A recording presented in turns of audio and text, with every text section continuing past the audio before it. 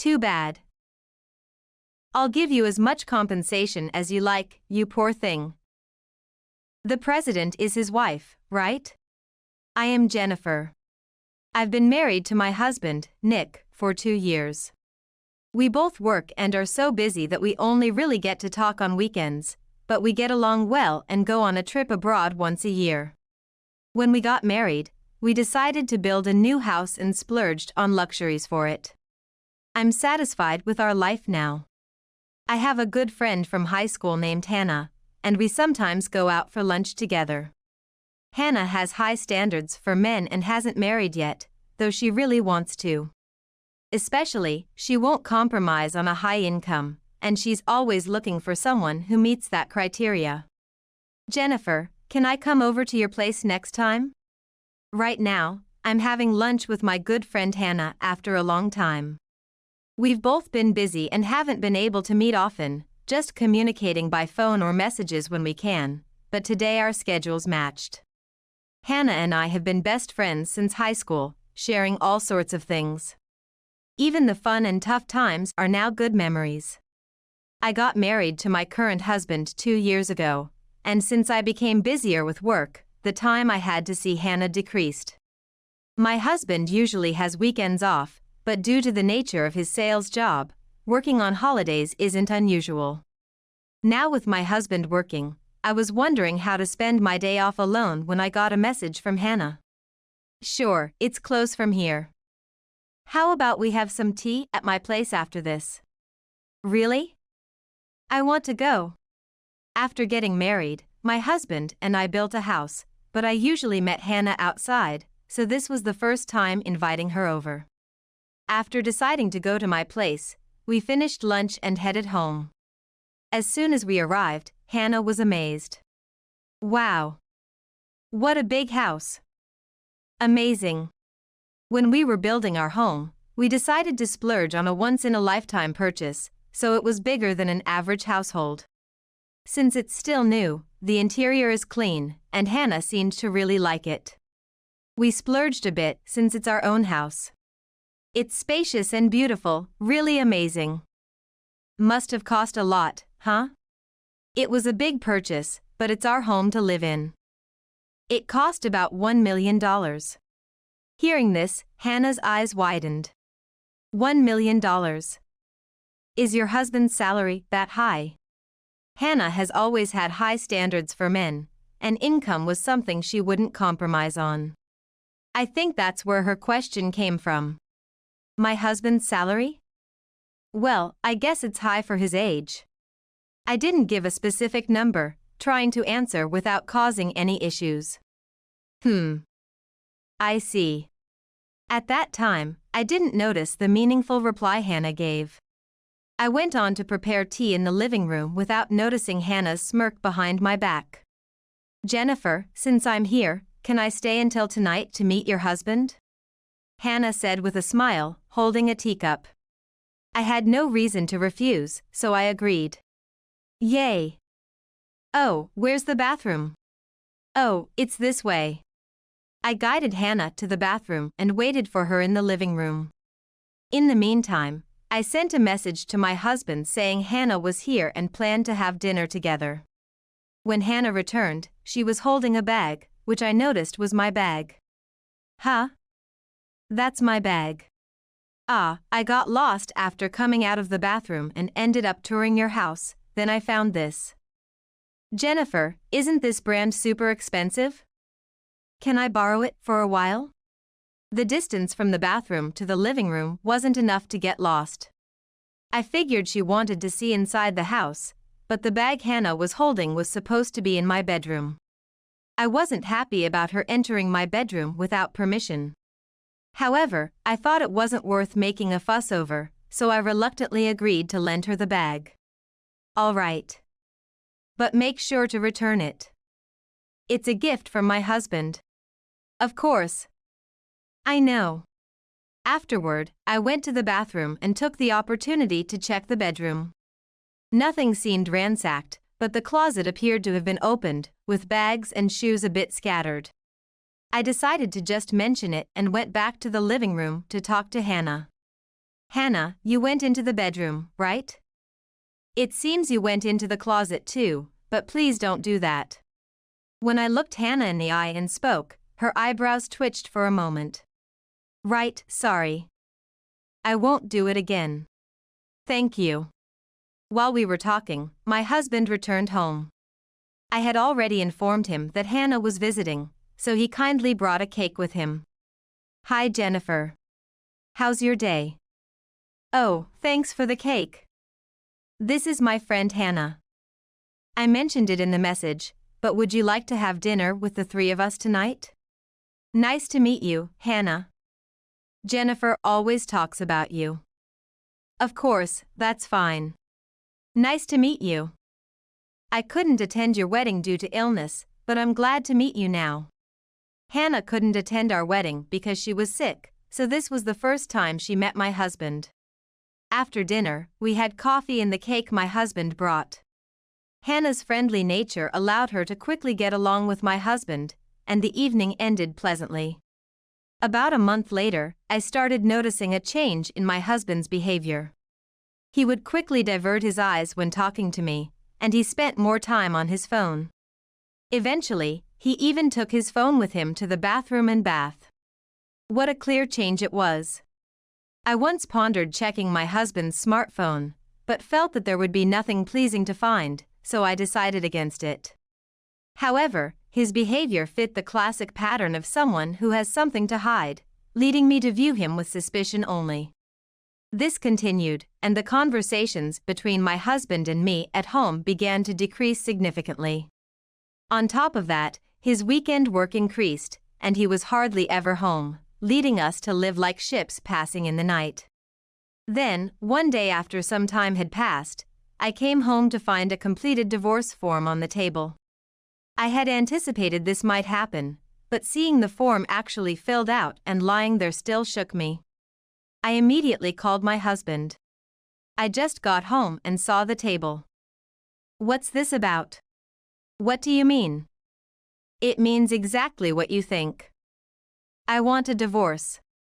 I knew something was off with you, but tell me why. I've fallen in love with someone else. So you've been cheating?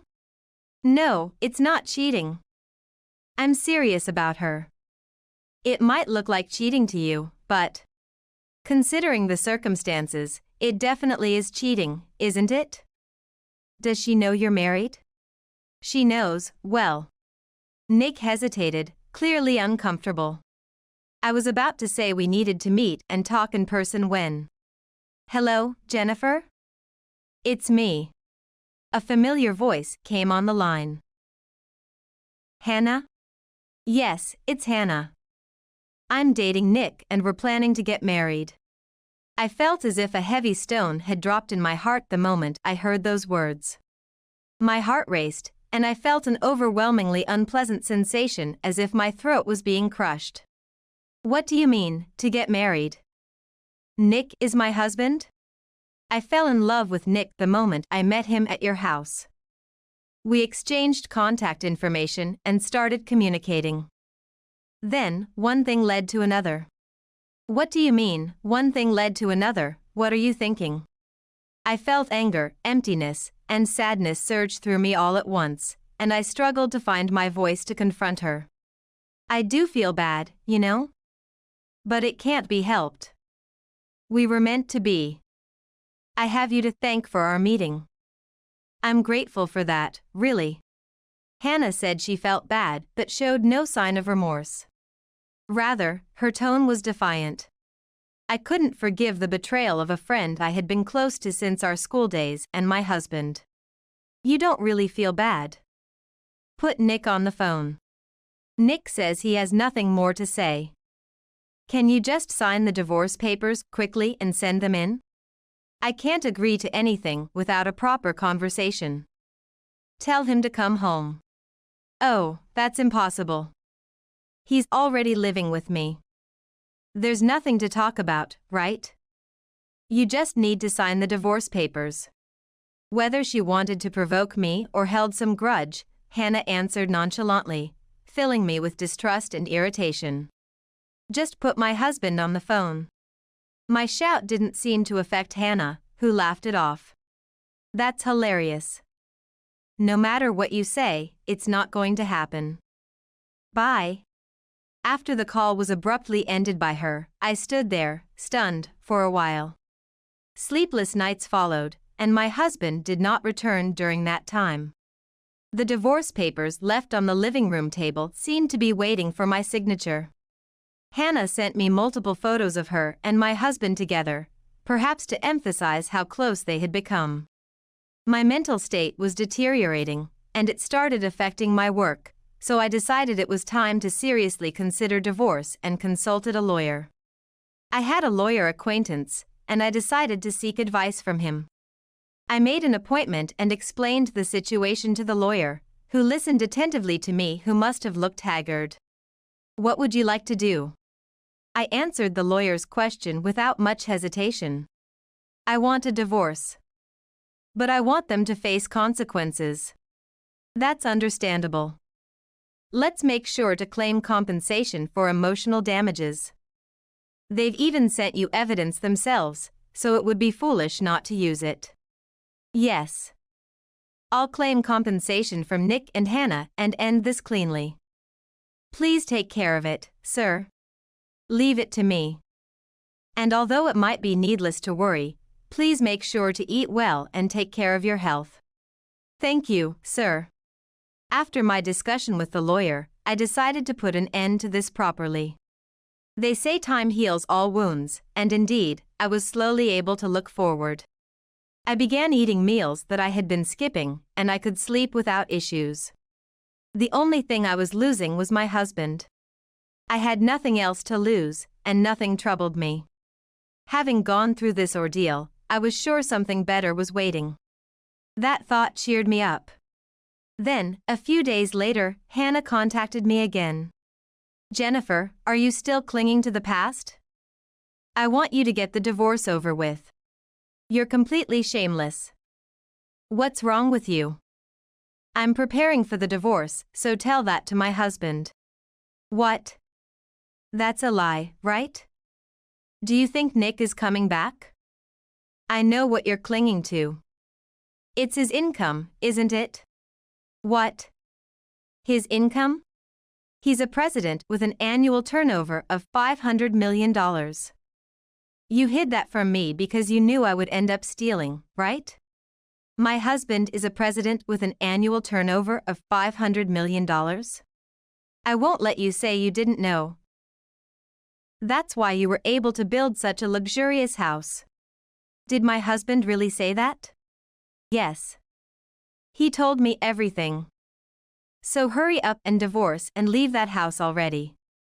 It's going to be my house now. Too bad Nick didn't come back. I'll give you as much compensation as you like, you poor thing. After saying that unilaterally, Hannah hung up the phone. That call made me fully understand why Hannah was after my husband. It completely cooled my feelings toward my husband, and I started to think about life after the divorce. From the next day, I felt refreshed, as if my mood had cleared up. In a way, I might need to thank Hannah for this. The two-shot photos of my husband that she sent today are nothing but disgusting now. I shared everything she sent with my lawyer. As my health returned, I was able to recover from the impact on my work, and my normal daily life finally returned. Now, all that was left was to settle things with Nick and Hannah. My lawyer, acting as my representative, told me he had sent a bill of complaint to Hannah and my husband. Now, we wait for a response. A few days later, the response came quickly. What are you thinking, sending a bill of complaint to my company? Hannah was outraged, her angry voice resounding. You harassed me without even being prepared for the consequences? I was just sharing Nick's and my happiness with you. It wasn't harassment. No. It was definitely harassment. Oh, right. From now on, please discuss this with my representative. Goodbye. Wait. I then hung up the phone. Knowing she was sufficiently shaken gave me a slight sense of relief. Calls from Hannah continued soon after, but I did not answer any of them. Nick also called, but when he realized I wasn't answering, he sent complaints via email. Sending the bill of complaint to his parents' house had exposed the affair, and now he got yelled at by them, asking me to lie that it wasn't true, all while avoiding his own responsibilities. My disdain for my husband grew even more. Later, when I returned home, ate dinner, took a bath, and went to the bedroom, something felt off. When I opened the closet, I noticed that some of my bags and accessories were missing. All of them were branded items. There was only one person I could think of as the culprit. You've got to be kidding. You even stole from me? I immediately informed my lawyer, who said we would need evidence to pursue this. Evidence. As I thought about it, I remembered that when we built this house, we installed security cameras for safety measures. I had forgotten about them since I never used them, but when I checked the footage from one camera, it was clearly recorded. So, I decided to check all the surveillance cameras in the house. To my shock, there was Hannah, caught on camera over several days, gradually stealing branded items while I was away. I got goosebumps. Thinking that I had been friends with such a person until now started to feel terrifying. The next day, I took the video data to my lawyer, who was also appalled. This person is quite something in a way. Boldly stealing from someone's house. This will definitely serve as evidence. However, this is a separate case from the divorce as it involves a crime. Is that all right? Yes, please pursue it thoroughly, sir. I said that to the lawyer with a smile, eerily calm. After all that had happened, why should I hold back? Let her take full responsibility for her actions. Understood. But I think you should change your house locks. I thought the lawyer's advice had his point, so I changed the house locks that same day. Afterward, I received a tremendous number of calls from Nick and Hannah, but I ignored them completely. They even came to the house directly, but I didn't hesitate to call the police. After that, there were no more contacts from Nick and Hannah. A few days later, my lawyer told me that the other party wanted to negotiate a settlement. When asked what I wanted to do, I agreed to discuss it under the presence of my lawyer. I didn't have the time to drag this out any longer and wanted to resolve it quickly. The lawyer arranged the date, and on the day, the discussion was set to take place in a room at the law firm. On the day of the meeting, Hannah and Nick burst into the room, flinging the door open. Finally, we meet, you coward. Stop it, Hannah. Because. She kept running away. Because of her, our marriage keeps getting delayed. Hannah, seeing my face, started yelling as if she was going to throw something at me. Nick was desperately trying to hold her back. Seeing the two of them after a long time made me feel pathetic for fighting with such people. Please calm down.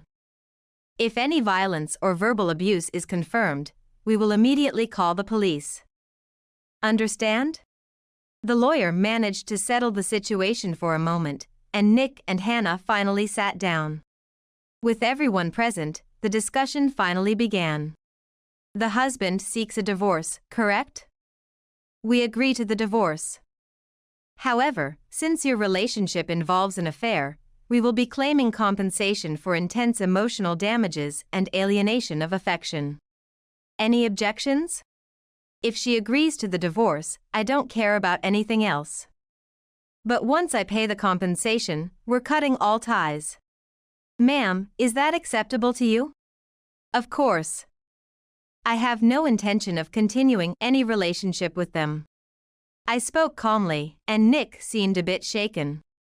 But I couldn't care less by then. Next, we'll discuss the amount of compensation. As the lawyer was about to discuss the compensation, Hannah interrupted. I said any amount is fine, right? We have a huge amount of money. Hannah spoke arrogantly, crossing her arms. Hearing this, the lawyer slightly adjusted his glasses. Oh. A huge amount of money, you say? Yes. Aren't you a lawyer who doesn't even research this? Listen, Nick is a president with an annual turnover of $500 million. A little compensation for an affair is nothing to us. I'll even give you a share of the assets. Your salary must be barely enough to live on. Upon hearing this, the lawyer couldn't contain his laughter and burst out laughing. Hannah's face turned to discomfort. What's so funny? Are you mocking me? As Hannah spoke with visible agitation, the lawyer, wiping his tears with a handkerchief, calmed down. My apologies. I see, that clears things up. Putting down his handkerchief, the lawyer looked at Hannah and smiled. The president is his wife, right? Her husband is just an ordinary employee there. What? Hannah made a puzzled face and sneered. A fool hires a fool for a lawyer, right? Look at the reality. Did Jennifer lie to you that she was the president? Poor thing. It's actually you who should be checking the facts. Did you verify if that was true? Turning to the husband, the lawyer saw his pale face. Seeing this, Hannah also became anxious and began to question my husband. You said you were a president with an annual turnover of $500 million, right? That's not a lie, is it?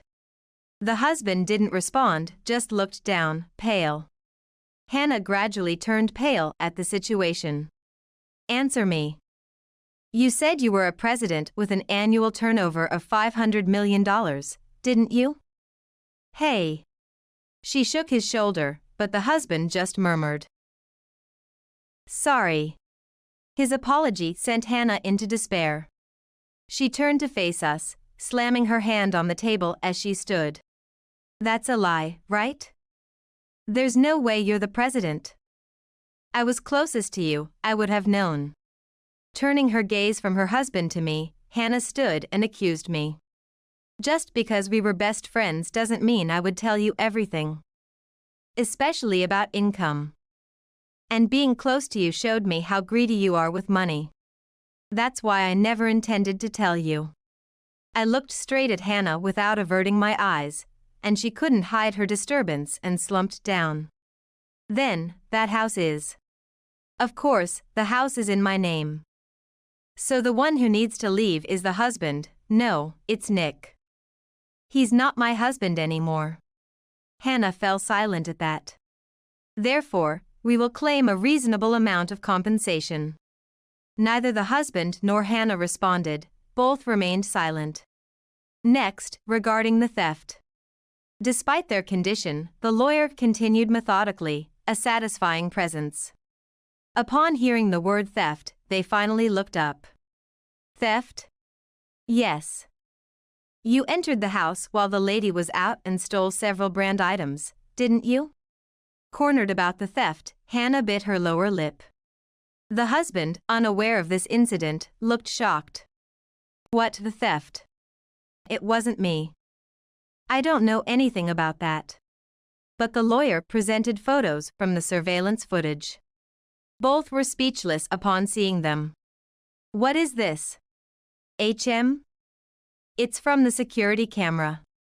Security camera? It seemed Hannah hadn't heard about the security cameras from her husband. Had she known, she likely wouldn't have stolen so openly. The husband covered his face with his hands and sighed. Our house has security cameras. We installed them because we made the house luxurious, for security reasons. Why didn't you tell me that earlier? I never thought you would break in. And that means you also stole the keys from me? I thought I had lost them. Because I wanted those brand items. Nick wouldn't buy them for me. As the two started arguing, both the lawyer and I sighed in exasperation.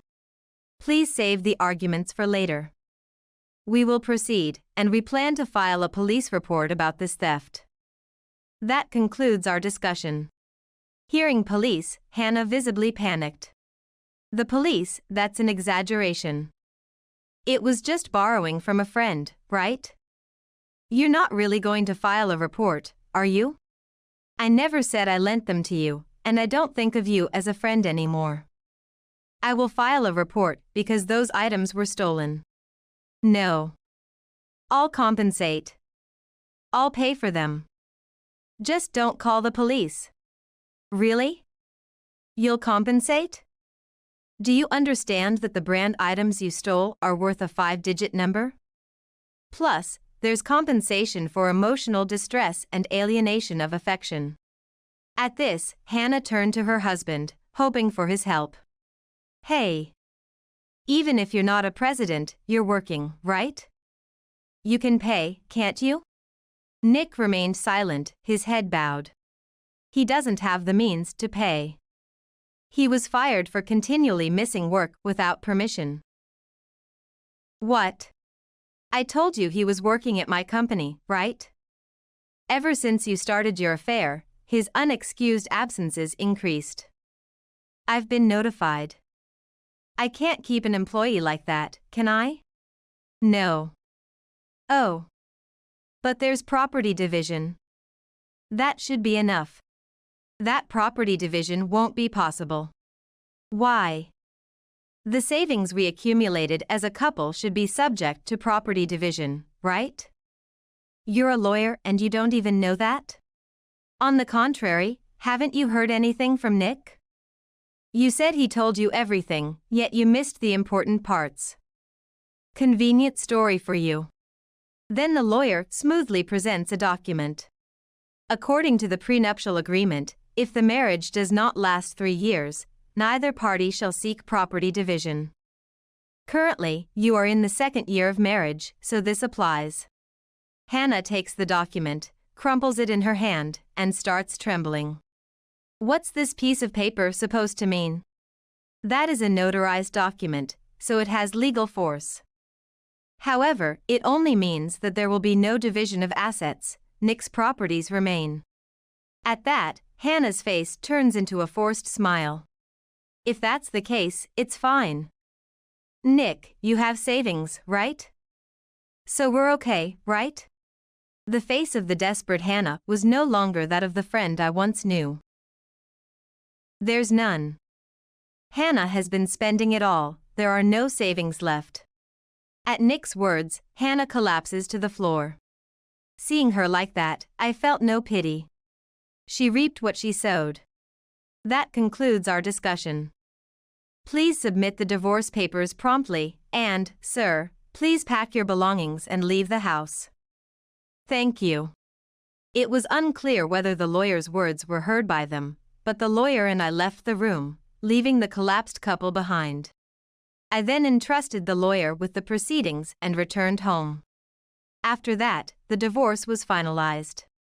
Under the supervision of the lawyer, my ex-husband packed his belongings and left the house. I received several emails from Nick but completely blocked them. I cut off all contact with my ex-husband and Hannah. After losing his job and his savings, my ex-husband moved into Hannah's place, but Hannah, who was questioned for theft, also lost her job. The two of them desperately looked for work, but only managed to get day-paid part-time jobs. While they received their wages on the day of work, Hannah, who was bad at saving, continued her extravagant spending and eventually had to move out due to rent arrears. Now estranged from their families and unable to return home, they live in a dilapidated apartment with no bath and a shared toilet. I heard from a classmate who lives nearby that they sometimes see them at a local grocery store, looking ragged and completely different from before. As for me, my career is going well, and I've taken up tennis in a community club in my free time. I enjoy keeping fit and improving myself. 6 months after the incident, I went on a trip abroad and met a wonderful man. We are currently dating. This past experience will not be easily forgotten, but it has shaped who I am today, and maybe it was the right choice, as I now find myself quite happy.